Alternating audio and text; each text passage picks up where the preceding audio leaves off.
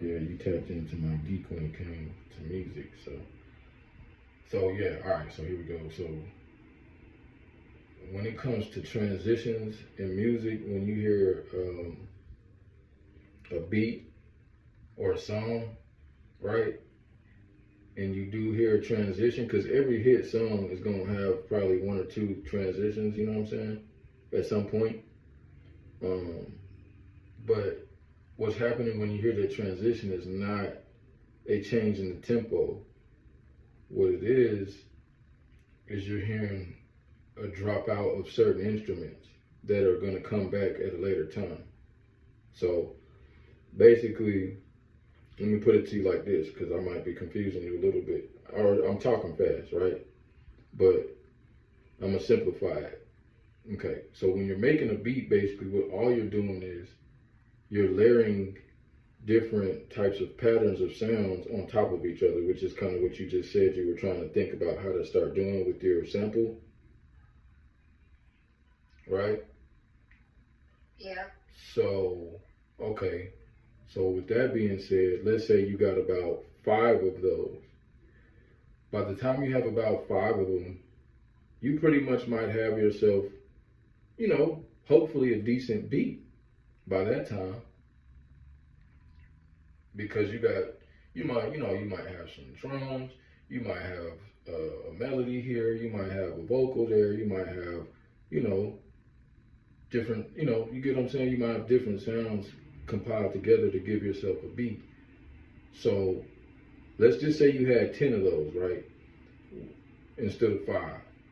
Now, what you have just gave yourself is you've given yourself now the ability to make really good transitions, because let's say 1 minute into the song, I want to do a transition. What I'm going to do is I'm going to drop out 5 of those instruments and leave the other 5 playing.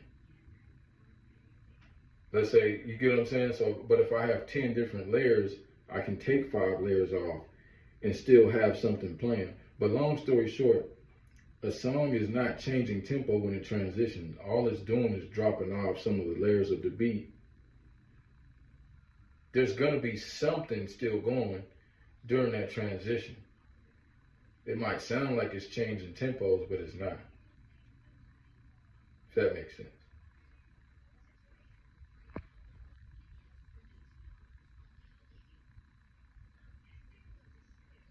So like, if it started off at 120 beats per minute, even when it dropped certain instruments off, it still stayed at 120 beats per minute. No song is going to change tempos midway through the song.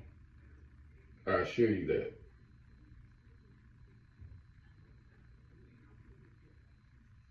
So what does it sound like if you don't have the metronome playing or something? You're just like freestyling or. How do you think that when the beat comes back in, right, when it sounds like it dropped off, why do you think that the rapper is still able to still keep flowing the same way? It's because they never changed. That's why it sounds so synchronized when the beat drops again. Because it was, like, matter of fact, like when you're in the studio, when an artist is making a song, the transitions a lot of times isn't even in the beat when they made it. The producer do that afterwards. And then it sounds like it just kind of dropped off, came back in, picked it back up. No, that's the producer just dropping off some layers, and they call that post-production.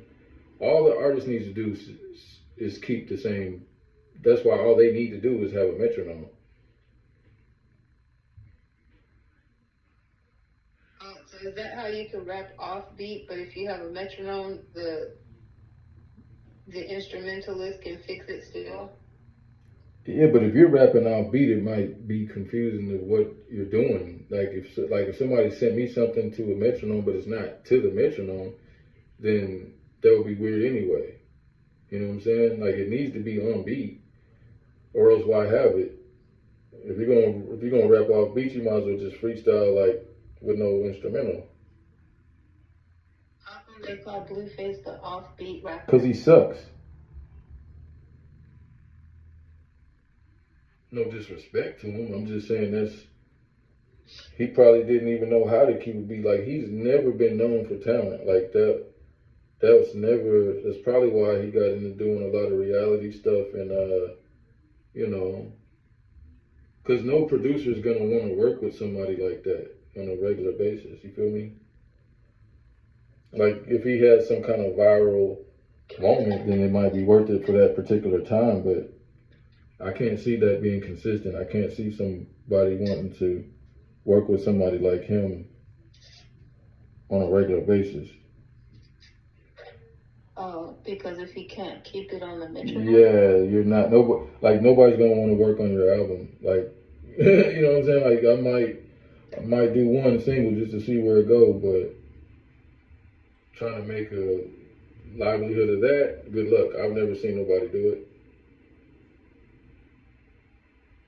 And if it wasn't for software and all that, he probably wouldn't have did even the one he did do or whatever, you know, because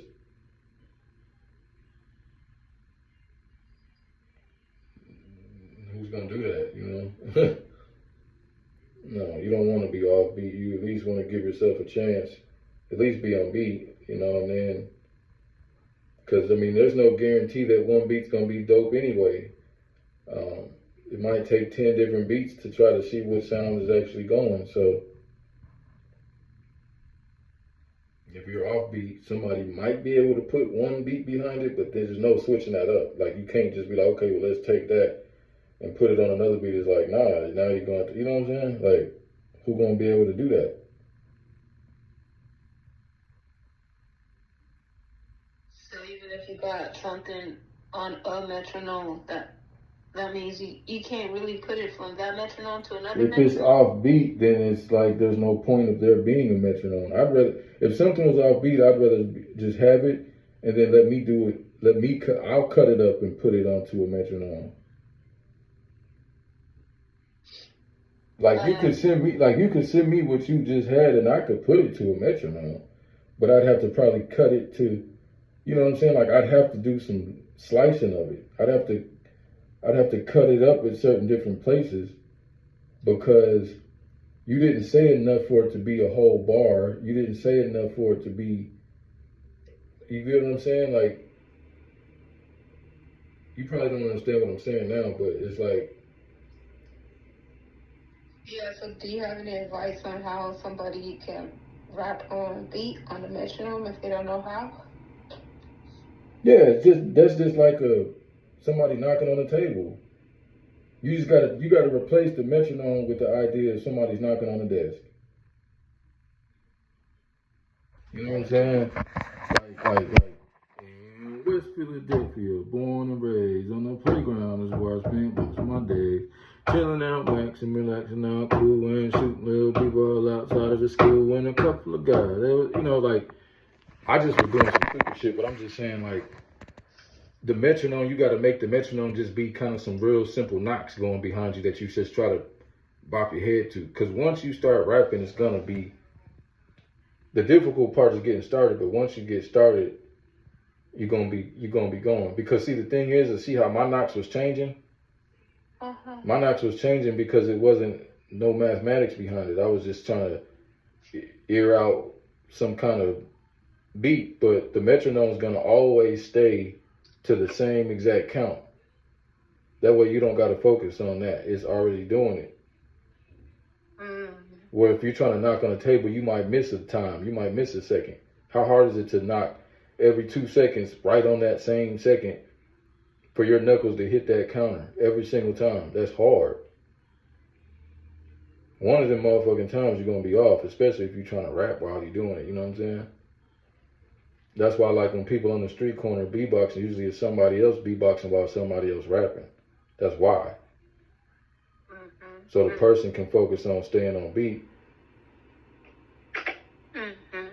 Like if I didn't have to rap, I could do it. You know what I'm saying? Pretty good.